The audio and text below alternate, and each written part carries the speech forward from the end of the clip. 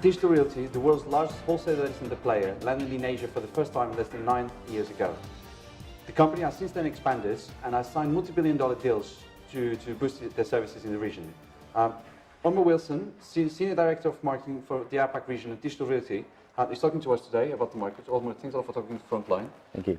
What are the trends in the market in this region that are driving data center business, not just for you, but the whole of the market in this place? I think the trends are similar on most of the global scale trends for data consumption. So, video usage, mobile usage, social media. They're all similar growth trends. The difference, I guess, the uniqueness of Asia is that it's the sheer numbers of the growth is phenomenal. So if you look at the projected mobile usage growth in places like Southeast Asia and Indonesia, if you look at China, if you look at India, it's easily the top 3 globally. And driven by multiple factors, but primarily it's a very young population that's now coming online, a population that's becoming more and more middle class in terms of the wealth structure. And then it's just the sheer new numbers of internet connected people, be it China, be it India, be it Southeast Asia. So that's driving almost a tsunami of data usage. Okay. And when you look at the generation, especially the younger generation, do you see a time when things will start slowing down, or do you see grow, say for the next 10 years? Because there's still a lot to grow in this region. Yeah, I think we're still very much at the tip of the iceberg. I mean, I think China's looking at, another 100 million people, mostly annually, coming on to the internet. We're 71 million last year. It's vast. And Southeast Asia's not, there's no mature markets really outside of perhaps Singapore. If you look at Indonesia, Thailand, even the newer Myanmar and Vietnam, they're all very young populations, and they're getting more and more wealth driven in terms of their ability to access mobile phone technology and purchasing power. So I think there's many years of growth still to come. It's interesting because actually the youngest generation of Indians now have more power than the parents and the grandparents. Yes, yeah. So it's already a massive shift. Well, if you look at India as well, the other interesting thing there is if you look at the big population that's obviously now, as India gets much richer, it's coming out of sort of more poverty levels really to more middle class income. Before they have maybe aircon or even sometimes washing machine and those sorts of appliances for traditional middle class type appliances, they've got a mobile phone. So before any of those, they're accessing video, they're doing banking via their mobile phone. So it's driving huge requirements on the network and data. Which is good for your business. And yes. Yes. In terms of investment, how much has a Digital Realty invested in APAC alone? And how's that evolving? So where are you going to? Serious, the numbers, I think we're looking at probably $500 million, reaching that figure now. And it's really 9 years or? It's on a shorter time frame, I believe. So it's several, and it's really driven by growth in traditional core markets like Singapore, and also newer markets for us, or growth markets like Japan, where we grew in Osaka, and then the JV with Mitsubishi Corporation at the end of last year to get into the Tokyo.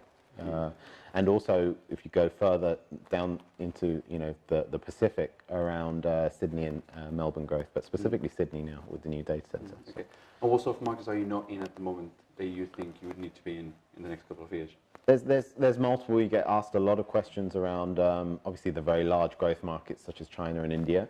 No immediate plans, for either market, but watching them very closely. We get a lot of requests and interest from existing customers for those markets. The other areas is obviously Korea, South Korea. Okay. Very interesting data center market we're not yet in, and we're watching very closely. And then obviously Southeast Asia, and primarily a lot of eyes now is Indonesia. There's a lot of planning and discussions, but again, all of those markets we watch closely.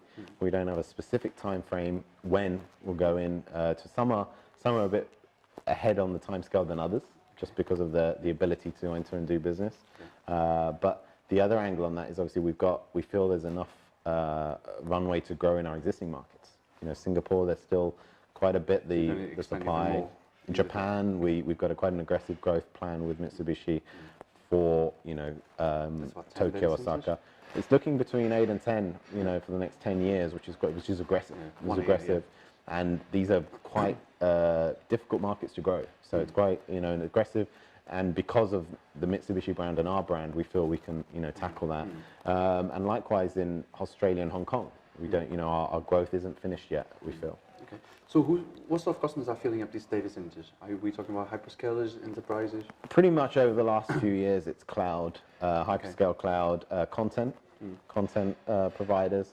Banking and financial services still good, telco, but if there's one sector, be it regionally or global growth, it's hyperscale cloud. Okay.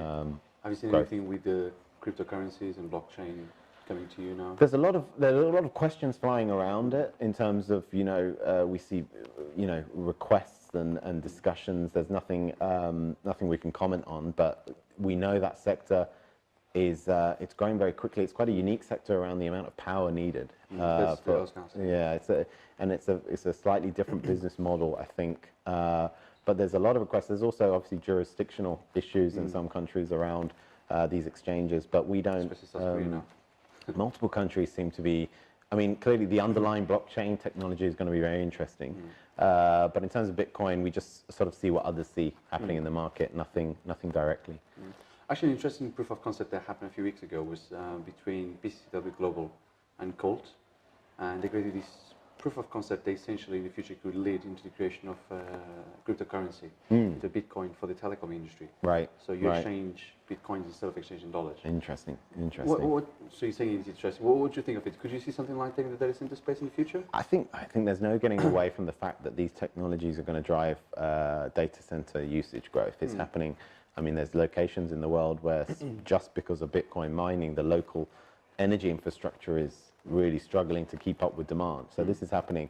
Now, whether it's a phase or trend that dissipates and disappears or not, I'm not sure. But I think it will need to become more mainstream developed for it to start appearing in our infrastructure. Because if you look at our customers, it's very established tech, banking, very corporate institutions generally in our, and we pride ourselves on that fact. So I think it needs to become a bit more mainstream. Now, everything's moving so quickly in the world that, whereas before it could be decades, maybe we're talking years now, but I think it still needs to get to that sort of more mainstream level. But there's no doubt it's, the data centers, the telco networks, they're all going to be parts to play in this infrastructure. It's a lot to look forward to. Yes, yes. Okay, well, thanks a lot for listening to me. Don't forget you can follow Data Economy on Twitter, Facebook, and LinkedIn, and also visit the website on www.data-economy.com.